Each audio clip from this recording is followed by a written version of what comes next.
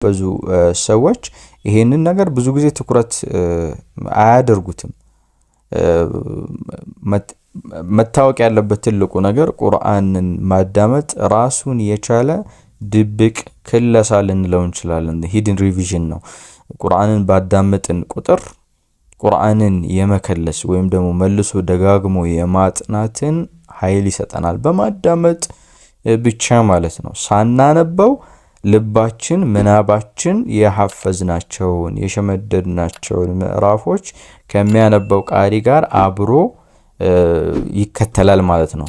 ባናነብም እያዳመጥን አብረን ከቀራን ደግሞ ያ ጥሩ ሆኖ የሚገኝበት ሁኔታ አለና ወሳኙ ትልቁ ነገር ምንድነው?